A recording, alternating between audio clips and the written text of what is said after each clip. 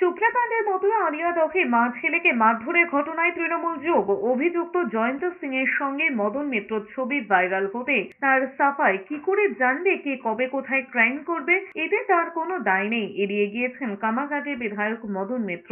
মূল অভিযুক্ত জয়ন্ত সিং এর সঙ্গে শুধু মদন মিত্রই নন, তার ছেলে এবং পুত্রবধূ কামারহাটি পুরসভার কাউন্সিলর মেঘনা মিত্রর ছবি ভাইরাল হয়েছে।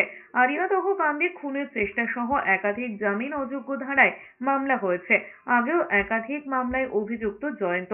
এই পরিস্থিতিতে মদন মিত্র বলেছেন তার সঙ্গে কারো ছবি থাকতেই পারে, তাতে তার কোনো দায় নেই, কারণ তার সঙ্গে অনেক মানুষই মেলামেশা করেন, এতে তিনি কি করতে পারেন, কিন্তু কারো ক্রাইমের দায় তিনি নেবেন না।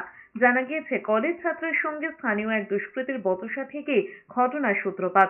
এরপর রবিবার রাতে দলবল নিয়ে বাড়ির সামনে লাঠি রড দিয়ে পেটানোর অভিযোগও ওঠে। ছেলেকে বাঁচাতে গিয়ে আক্রান্ত হন মাও। গুরুতর জখম অবস্থায় মা ছেলেকে নার্সিংহোমে ভর্তি করা হয়েছে। এই ঘটনায় নাম জড়ায় জয়ন্ত সিং এর। তার বিরুদ্ধে খুনের চেষ্টা সহ একাধিক জামিন অযোগ্য ধারায় মামলা দায়ের হয়েছে।